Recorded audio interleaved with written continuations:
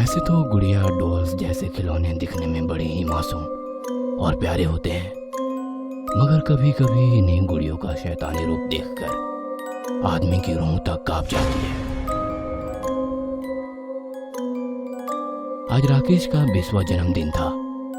अपने जन्मदिन पर राकेश ने जोरदार पार्टी रखी थी। इस पार्टी में उसके दोस्त भी शामिल थे। अरे वाह राकेश, पार्टी तो बड़ी जोरदार दी है। थैंक यू सीमा।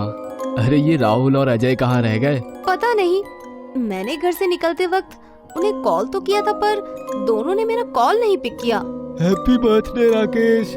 मैंने happy returns of the day. शुक्रिया शुक्रिया। अब तुम सब आए हो तो पार्टी को एंजॉय करो, तब तक मैं बाकी मेहमानों से मिलकर आता हूँ। राकेश बाकी मेहमानों से मिलने चला जाता है। अब सीमा, राकेश और अजय राहुल को मिले हुए गिफ्ट देखने लगते हैं। अरे वाह, राकेश को तो बर्थडे पर बहुत सारे गिफ्ट मिले होंगे। हाँ, लेकिन इस बड़े से बक्से में क्या है? शायद गिटार होगा यार। ये तो कल गिफ्ट खुलने के बाद ही पता चलेगा। पार्टी देर रात तक चलती है। पार्टी खत्म होने के बाद राकेश अपने गिफ्ट्स खोलने लगता है। फिर से शर्ट्स और किताबें ही मिली है। मैंने इतनी बड़ी पार्टी रखी थी पर किसी ने भी मेरे पसंद का गिफ्ट नहीं लाया यार। अरे इस बड़े से बॉक्स में क्या है? चलो इसे खोलकर देखते हैं। यही आखिरी बॉक्स बचा हुआ है। राकेश बॉक्स खोलता है तो उस बॉक्स में एक पपेट दिखाई देता है जिसने काले रंग के कपड़े पहने होते हैं। पपेट एक लड़की की गुड़िया होती है जिसे पुराने जमाने में नाटक या मनोरंजन के लिए इस्तेमाल किया जाता था। इसे हाथ में पकड़कर बिना अपने होंठ हिलाए आवाज निकाली जाती थी, जिससे लगता था कि वो लड़की का पपेट ही सच में बोल रहा है। पपेट? बचपन में मैं पपेट का शो देखना पसंद करता था, पर अभी तो पपेट शो बंद हो चुके हैं। फिर ये पपेट किसने गिफ्ट किया होगा? राकेश उस पपेट को अपने बेड पर रखता है और कुछ काम से कमरे के बाहर जाता है। तभी वहां घर की नौकरानी साफ सफाई करने के लिए आती है। नौकरानी आईने के पास जाती है और आईना साफ करने लगती है। तभी वो आईने में पपेट को देखती है। अचानक पपेट की आंखें लाल होती है और वो नौकरानी की तरफ देखता है। इससे नौकरानी काफी डर जाती है। वो कमरे के बाहर जाने की कोशिश करती है। तभी कमरे का दरवाजा बंद हो जाता है। ये दरवाजा किसने बंद किया? कोई है, कोई है, मुझे बचाओ। तभी उसे पीछे किसी के होने का एहसास होता है। जैसे ही वो पीछे देखती है, कुछ देर बाद राकेश अपने कमरे में आता है। वो देखता है कि उसके बेड पर कोई सफेद चादर ओढ़ के सोया हुआ है। अरे, मेरे बेडरूम में मेरे बेड पर मुझसे बिना पूछे कौन सो रहा है? राकेश चादर हटाता है तो उसके होश उड़ जाते हैं। उसके बेड पर उसकी नौकरानी की लाश होती है जिसके होठों को चाकू से काटकर बड़ा किया होता है। पुलिस वारदात पर पहुंचकर तहकीकात शुरू करती है। वो राकेश और घर के बाकी लोगों से पूछताछ करती है। राकेश इस वारदात से हिल जाता है। उसे अपनी पुरानी जिंदगी में वापस आने के लिए कुछ दिन लगते हैं। राकेश इस वारदात को भुलाने के लिए अपने दोस्त अजय को अपने घर बुला लेता है। शाम बीत चुकी थी और रात ने अपनी बाहें फैलानी शुरू की थी। अजय और राकेश बालकोनी में बैठे हुए थे। रात की ठंडी हवा, शांत माहौल और टेबल पर खुली हुई दारू। राकेश को सदमे से बाहर निकालने के लिए अजय को दारू से अच्छा कोई विकल्प नहीं लगा।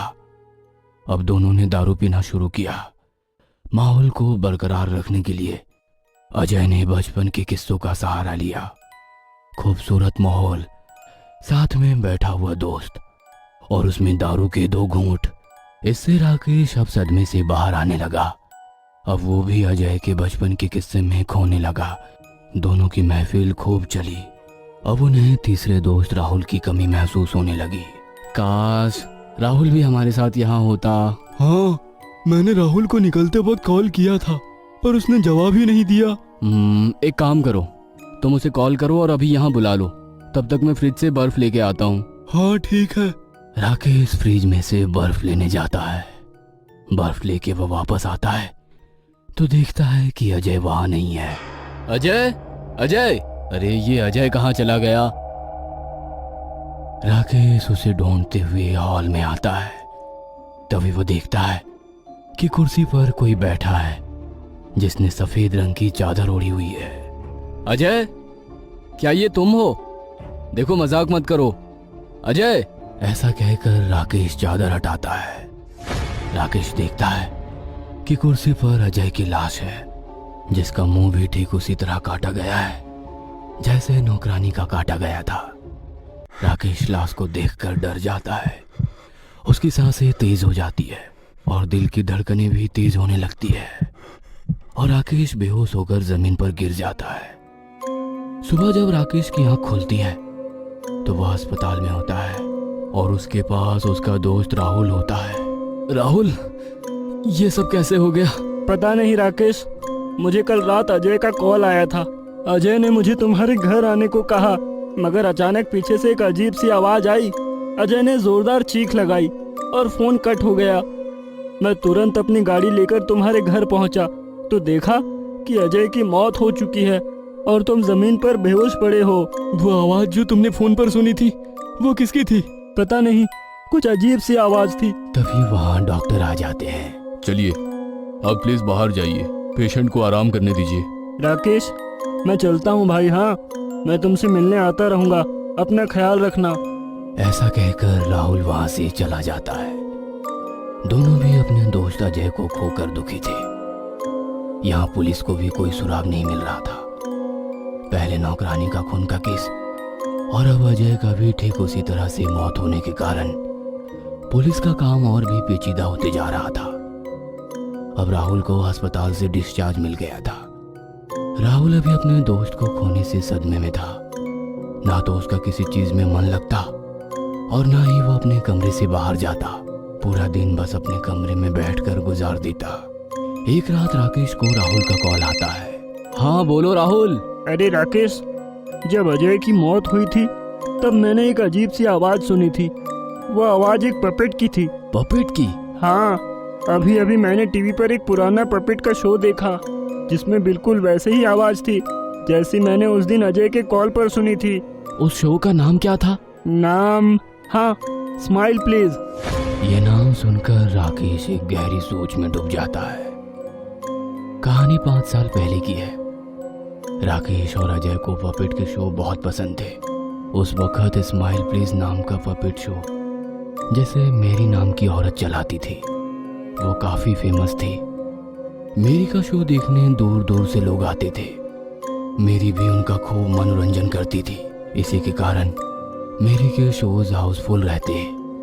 मगर एक शो में जब मेरी पपेट से अपने लोगों का मनोरंजन कर रही थी तभी वहां बैठे 2 लड़के राकेश और अजय चिल्लाते हैं, अरे ये मेरी का पपेट तो नकली है।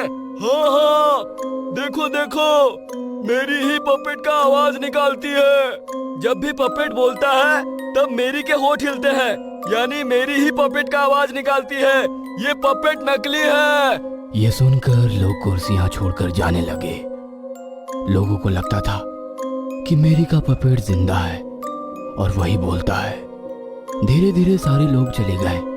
अब मेरी का ये राज सारे शहर में फैल गया, इसलिए अब मेरी के शोज देखने लोग नहीं आते थे। इसके चलते मेरी को अपना शोज बंद करना पड़ा। शोज बंद होने के कुछ दिन बाद ही मेरी के घर में आग लगने से मेरी की मौत हो जाती है। इस आग में उसके बनाए हुए 11 पपेट में से 10 पपेट जलकर खाक हो जाते हैं। कहानी अब तक। आज मेरी को मरे हुए पूरे 5 साल हो गए हैं और मेरे घर में जो एक पपेट है वो मेरी का तो नहीं।